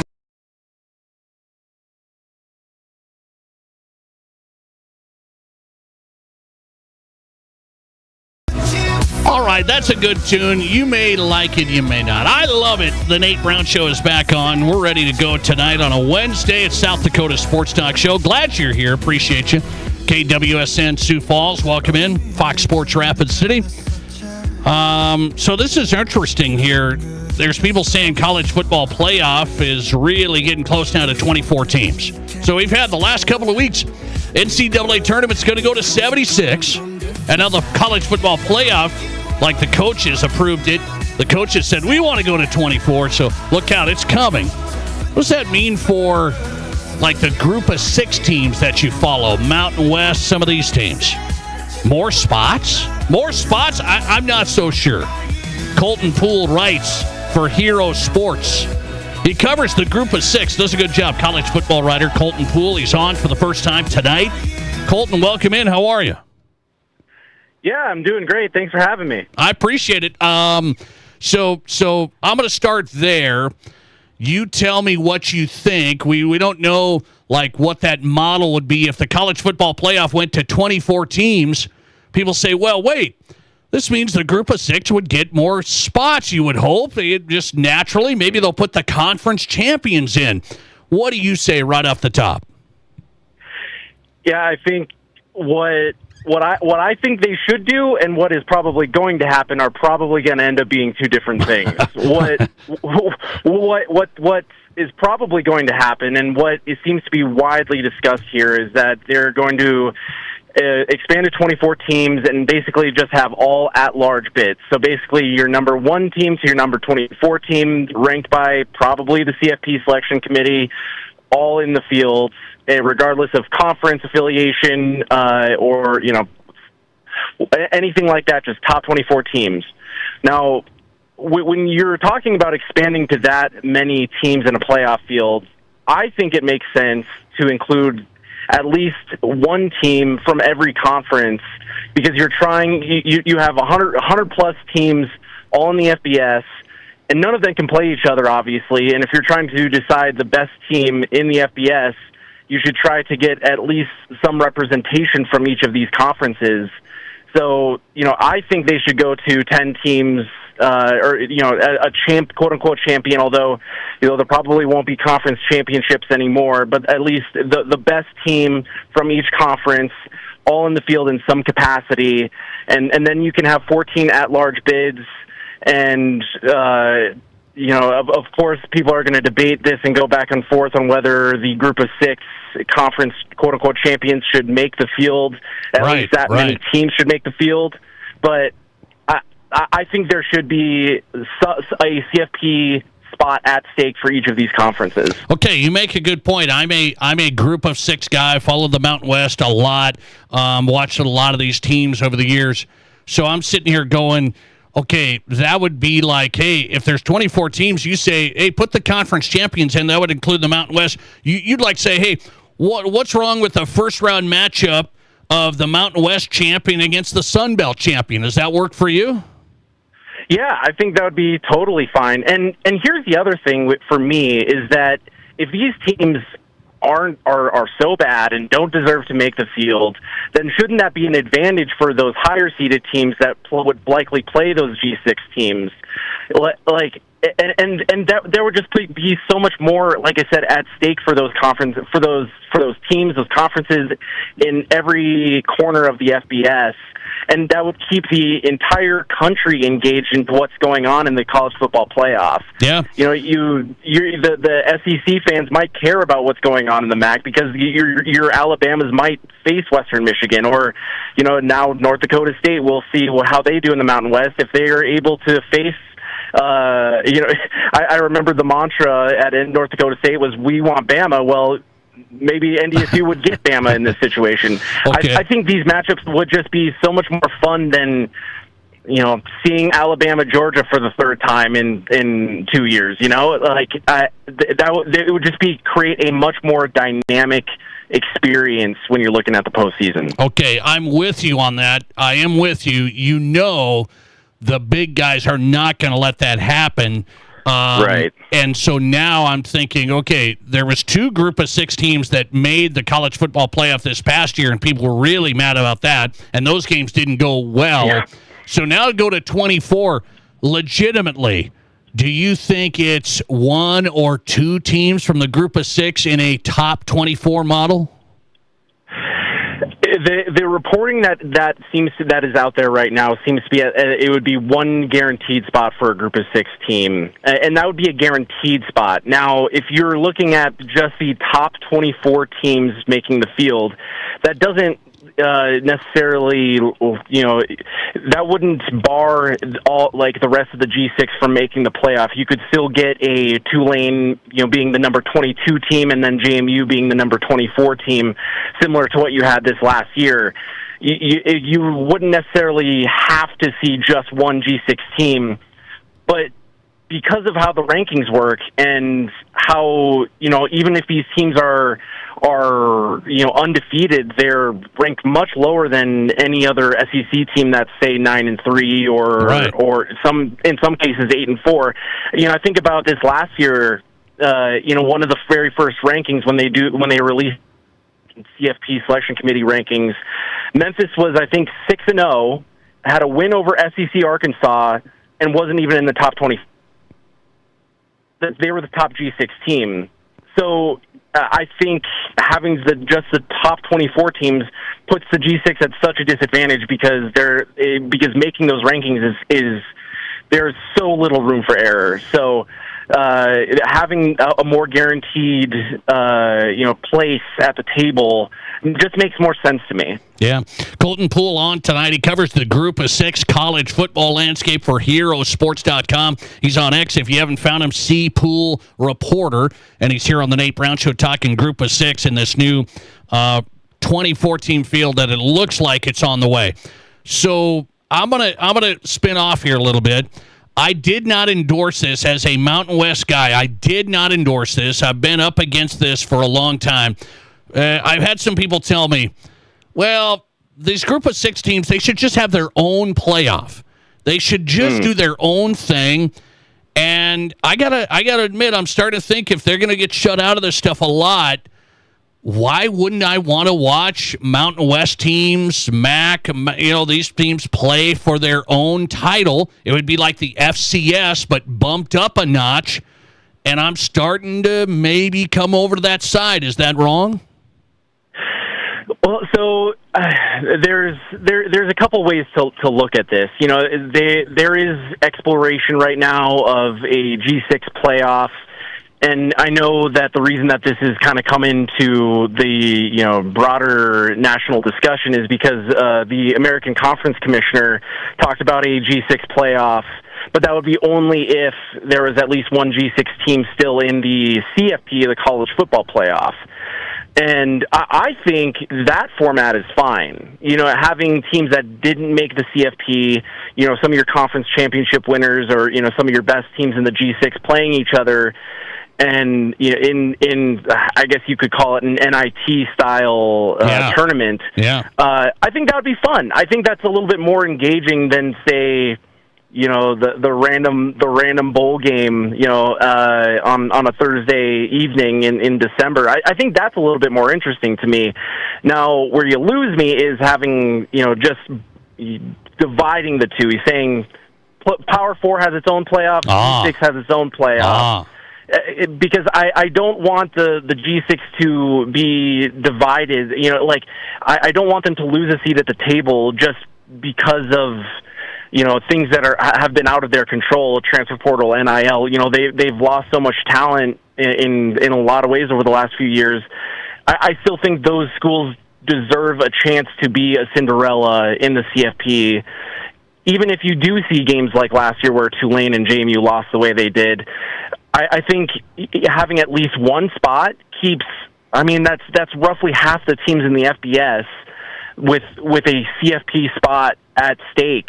That keeps them engaged and also keeps them interested in what else is going on in the group of six and keeps the regular season more interesting. You know, something that we might lose with a 2014 playoff is the value of the regular season, where if an Alabama randomly loses to a Tennessee and now that knocks them out of the CFP with two losses, they're probably going to still make the field in the 2014 playoff. Right.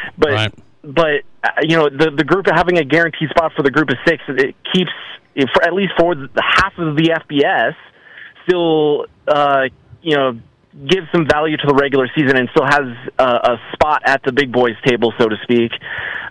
You know, I just think that is much more interesting, and I mean, that's the whole reason they're in the FBS. You look at, you know, North Dakota State, for example, moving up. They don't want to move up just to have a glorified FCS playoff. You know, go back to what they were just at. You know, they want to be able to compete against the best of the best. And there's a lot of schools like that have just moved up, and I see where they come from. They want to have a spot at the table, and so I say give them a spot at the very minimum. Okay, so you would not endorse what I think is still coming, the break-off of the Power 4. I think it might be coming, but I get it. Taylor, I got to get you on this. Colton, I want to ask you, Brett McMurphy, on 3, said today that North Dakota State's going to make the college football playoff this year. He just put out his projections. He said the Bison are going to make it. They're going to be the number 12 team. I would be stunned. What do you say? Now, a lot has to happen. I think they still have to finalize, you know, allowing those teams that are making the jump up to the FBS. Because you know, they've had the rules where if you're making the jump up to the FBS, you can't participate in the postseason for 2 seasons. So, but there is movement on that, and then NDSU might be able to compete in the CFP. Now, whether they get there, that's a different discussion. Now, I mean, I've been on the record that I think NDSU will be at the very minimum, a solid team in the Mountain West. Okay. Especially in the new look Mountain West. You know, you lose Boise State, San Diego State, Colorado State, teams like that, and who are going to the Pac-12 now. But there's still some solid teams in the Mountain West that you have to face.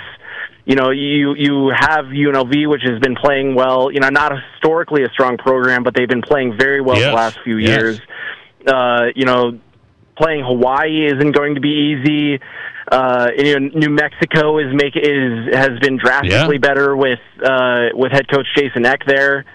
So I think, especially making that move just right away. I don't know if they'll quite be that number one G6 team immediately. You know, they don't lose a lot, which is interesting because a lot of these teams that make that jump may lose some guys to the transfer portal. NDSU is still looking like a really solid team. I don't know if they would be my favorite to make the CFP. There's still a lot of strong teams in the American, the Pac-12. I mean, Boise State's going to be really good still. So, but that said, would I be shocked if they make the playoffs? I don't think so.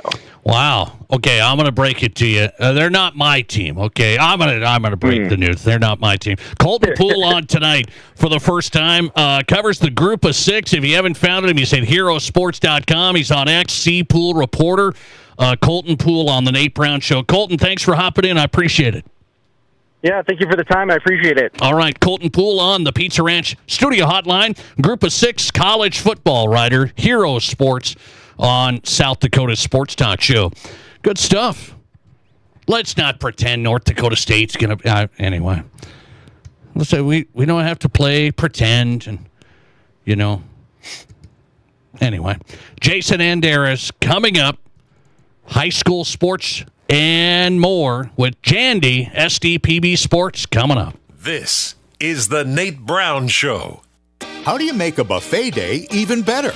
Make it a play day. The Pizza Ranch and Fun Zone Arcade is your place for good food and good times. Won the big game? Make it a play day. Aced your test? Make it a play day. Just need to get out of the house? Make it a play day. The Pizza Ranch and Fun Zone Arcade has all your favorites and all kinds of fun. So bring your family, bring your friends, bring your team. For good food and good times, make it a buffet day and a play day at the Pizza Ranch and Fun Zone Arcade.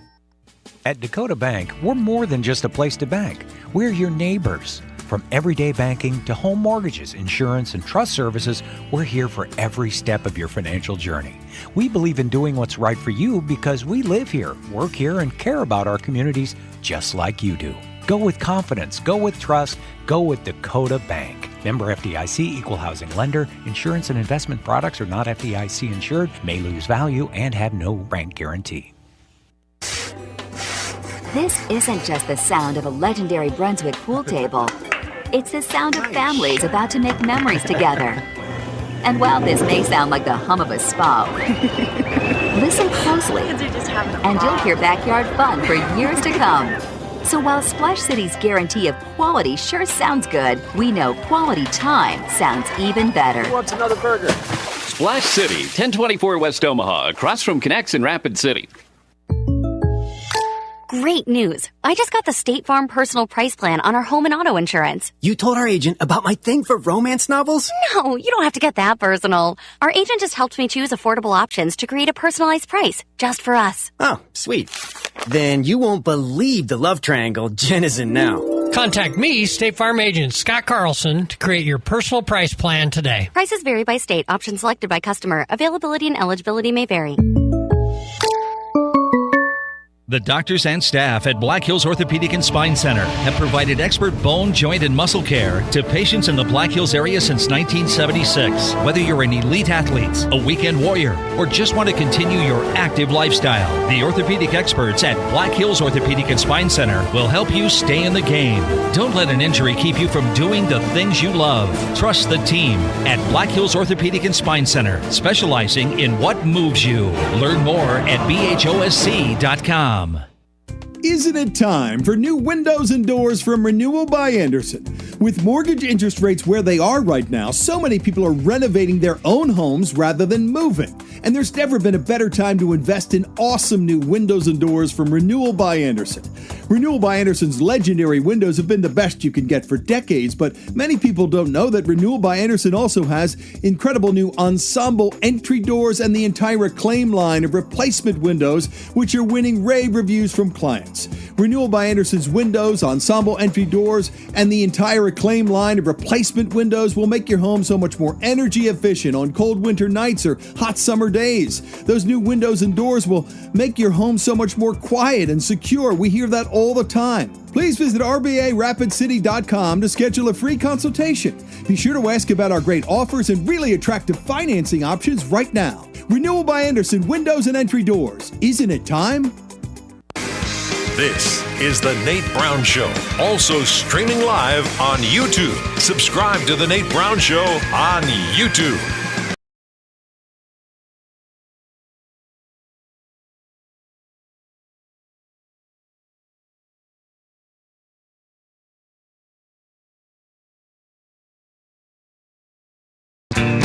All right, welcome back in. The Nate Brown Show is on tonight. KWSN Sioux Falls. Glad you're here. Fox Sports Rapid City. We are live. It's always a great day in South Dakota. Say it with me. Hope you're doing good. Back tomorrow for more. Great guest lineup. I'm going to track down John Stiegelmeier. John Stiegelmeier coming to Rapid City. We'll try and track down Coach Stig, see what's happening. It is also a happy hour with Rob Kegron tomorrow. But first things first, packed show tonight. We have Jason Anderis back in. Covers high school sports with the best of them in South Dakota for SDPB. Jason, what's happening tonight? How are you? Oh, it's going great. How are you doing, Nate? Thanks for having me on.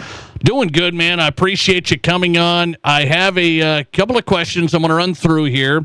I had our old friend Brian Henchen on yesterday, former Argus leader, sports writer, and he's out in Indiana. And I had him on because Indiana voted 17-1 to not do a shot clock. They say no shot clock. We're not having it. It's part of tradition to not have a shot clock. How far ahead has South Dakota been on this? You know, South Dakota's always been so progressive when it comes to you got the anyway.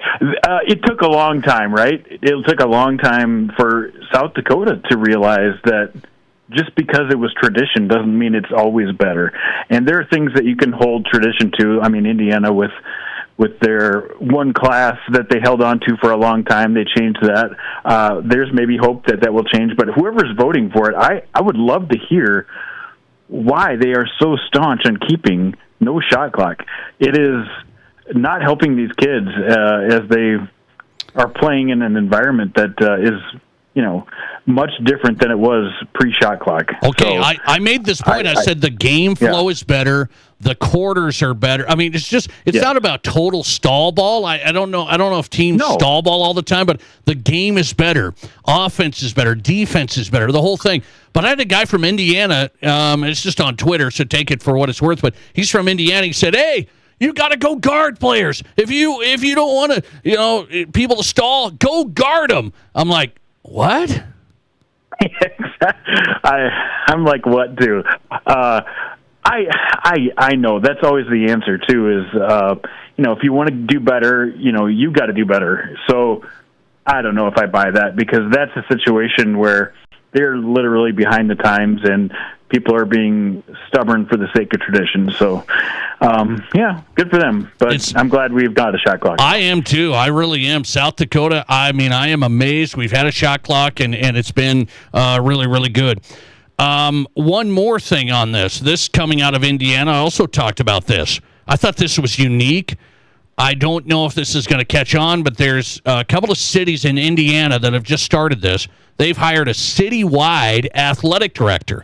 This isn't like a sports commission. This isn't the Sioux Falls Sports Authority getting events and stuff. This is an athletic director to oversee youth sports, all of the youth sports in the city, line them up with high school-based athletics, and kind of be cohesive.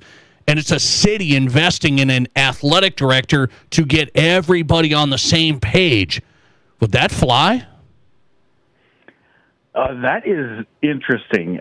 Just because you've got competing sports leagues, in Sioux Falls, especially in other leagues, you've got a little competition built in, which I think is probably a good thing to make sure that you're getting the best organizations. I remember growing up, long time ago playing in Sioux Falls, and there wasn't much advancement in youth baseball just because there was no competition. And once competition started coming in, I think that helps everybody. So that is my question. I don't know the answer just because I'm not very familiar with the situation. Would that athletic director, does that mean they're not allowing competition, that they're controlling, a lot of the public parks and things like that? Well, I guess I don't know. It kind of sounds like aligning it's an interesting idea. Aligning the youth programs with high school programs, that's like the focus. And they said, hey, we can't have everybody doing their own thing. We got to make sure we're enhancing this, and kids are then growing up to the feeder system into the high schools and stuff. I thought it was interesting, and I just wonder if people would go for the city paying for a position like that. Yeah, I would have to look more into it. I've got a lot more questions than I have answers on that, but it seems like there would be some conflict as far as conflict of interest if you have one organization that's managing all the city parks and city sports event areas. But nobody said it was going to be easy. I'd have to look further in. Nobody said it was going to be easy. We'll see how that goes. 2 cities in Indiana hiring a citywide athletic director, a public position invested in. That's interesting. Jason Andera is on tonight. He's with SDPB Sports. I gotta be up front here.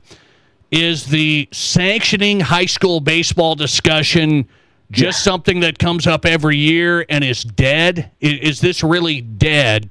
Will the Activities Association actually go on this at all? I've talked to Dane Eady, just like you've talked to him, and the people that run the current High School Baseball Association, and I think the problem, not problem, but the reason there hasn't been much push to take it over is because it is very well run, and it's just the problem of economics as far as players and teams that want to compete, they have to pay instead of the school paying. But can the schools afford to add another sport like that at this point? That's always the other side of the coin. I just think the more I talk to people, the more there's not a real burning issue to change it, other than the people that see we're one of only 2 or 3 states that don't have sanctioned baseball, and just feel like it needs to happen for the fact that it just needs to happen. I really think the way it's run now is pretty darn good. It would take, and it might eventually be moved to a state-run organization. But honestly, I wonder how many people, that aren't baseball fans really even realize that those teams aren't sanctioned sports because they're run so well. Okay, here's one note on that. I was not aware. People, they told me, hey, right now at some of these baseball teams, kids can play high school baseball, then they can do track, or they can do something else at the same time. I was surprised by that, but they're saying, hey, it's happening in these small towns where there's limited kids. There's kids doing baseball and track at the same time. Yeah, and it allows the small towns to be able to really handle their own schedules for the most part on the baseball side, and that allows their kids to compete in certain track events. They can play on Wednesdays, they can play on Sundays if they need to avoid conflicts, which they can't do on the sanctioned side. So the growth of high school baseball has been really pretty astonishing since the South Dakota High School Baseball Association, took it over 20-some years ago. And I don't see a huge reason other than, maybe you would get more participation if you had a lower cost per individual. But right now, that's not enough to make a real heated push to change everything right now. Jason Andera in tonight. Quick one here. Wichita State, another university cutting some of these other sports, golf today. And we've seen programs get cut at the college level. Do you think this is the beginning of that, more of it to come? Are high school kids going to have scholarship opportunities to go swim, to go run, to go golf? Yeah, it's going to get tougher and tougher the more money that gets poured into the big sports. It's going to be, college is obviously going to change. Everybody knows that. Everybody I've talked to realizes that college athletics is going through a metamorphosis. They just don't know what it's going to look like on the other side yet. But there's going to be fewer opportunities in the smaller sports. It's going to get more concentrated with the money-making sports. And and I don't know what we do about it. I think, colleges in general are so reliant now on the athletics bringing in money just because the rate of kids going to college is changing a little bit too, and the money that people have to spend on going to college is changing. It's a huge issue, and I don't know if it's sustainable to be able to run sports like that at every university in the D1 landscape. It's going to be really tough. Jason Andera on tonight. Great to have him. He's in from SDPB Sports. Hey, Jason, yes. One more if you got time. Just letting you know, I'm going to be at a UFL game on Friday in St. Louis, so we'll be cheering for the Battlehawks. Okay, because I know you love the UFL so much. Okay, can I get you on next week to get a report? You bet you can. Okay, that will be super. We'll mark that down and promote it heavily. Thank you, sir. Jason Andera on tonight, SDPB Sports. The Jandy interview coming up. His report from the UFL Battlehawks game. Wait. Next week. Coming right back, who's hot and who's not next. This is South Dakota's Sports Talk Show. Sagging, bouncing, or uneven floors? Call Blackburn Foundation Repair. Standing water or high humidity? Nasty odors or dangerous mold? Call Blackburn. Critters, bugs, or other pests? That's right, call Blackburn. It's a fact. Crawl space problems don't get better with time, but they do get better when you call Blackburn Foundation Repair. Call Blackburn Foundation Repair today. Mom, can we please go to Waitiki Indoor Water Park Resort? Waitiki? What's so special about it? Are you kidding? It's got slides, fountains, a lazy river, everything. And it's just a short drive to Rapid City. If we stay at one of the hotels, we get water park passes for free. Wow, you really did your homework. Okay, what do you say we pack our swimsuits and hit Waitiki this weekend? Yes, best mom ever. Unlock your adventure at WaitikiWaterPark.com. If you haven't been to Trav's Outfitter yet, what are you waiting for? Trav's has the largest selection of footwear anywhere. Work, Western, and casual footwear, and we dare you to compare our selection to anyone. But here's the real difference. You don't have to sell yourself a pair of shoes. Our team helps you find the right fit for your feet. Find us in the old Kmart building, Trav's Outfitter. Best selection, best service, no BS. Here's your Fox Sports Rapid City forecast. Mainly clear skies tonight with lows around 36. Winds out of the southwest 5 to 10 miles per hour.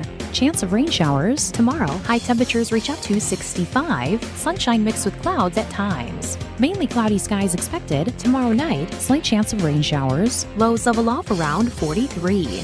That's your forecast on the Black Hills Sports Station, Fox Sports Rapid City. Right now, 51.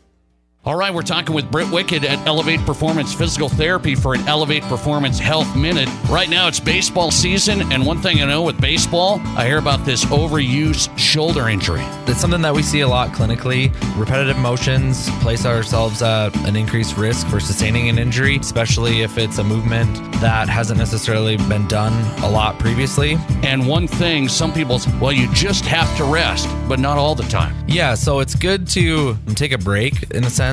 But that doesn't necessarily mean do nothing at all. If you're experiencing symptoms like that and having soreness with throwing in particular, that's a good time to be seen by a physical therapist to try to assess the root cause of your symptoms. You could have weakness in the rotator cuff. We could have some shoulder instability. There's a lot going on with throwing, so it's important to have that thoroughly assessed to get you back on the road to recovery. Get started at ElevatePerformanceSD.com. If you're in the market for a vehicle right now, you probably have noticed it's sometimes hard to find the right one. That's where Summit Automotive Group steps in. Stacy and Matt and their staff working hard to get a great selection of pre-owned vehicles at affordable prices. At Summit Automotive, they have a different outlook on selling you a vehicle. You'll experience stress-free shopping, friendly, honest service with no high-pressure sales gimmicks. Before you buy, drop by East Highway 44, SummitAutoGRP.com. From high school to college to the pros, from Rapid City to Sioux Falls, the Nate Brown Show is South Dakota's Sports Talk Show. All right, who's hot and who's not? Let's rock this, man. It's brought to you by the Pizza Ranch. In my Who's Hot category, we got a story out of Boise State. They're selling their blue turf field, and someone just paid $25,000 for a 400-square-foot portion. He's going to put it in his house. His name's Matt Kearney. No, anyway, Matt didn't do that, but he would. He would. $25K for the blue turf. Give me a break. It's ugly stuff. In our Pizza Ranch Who's Not category, hotels in Kansas City. What's going on? They're reporting 85 to 90% of the hotels reporting below projections of booked rooms for the World Cup coming up. So the World Cup, big, huge crowds. 85% of hotels in Kansas City below projections of hotel rooms booked. Wonder what's going on. Thanks for listening. See you back here tomorrow on the Nate Brown Show. Podcast going up now. I was the cool dad.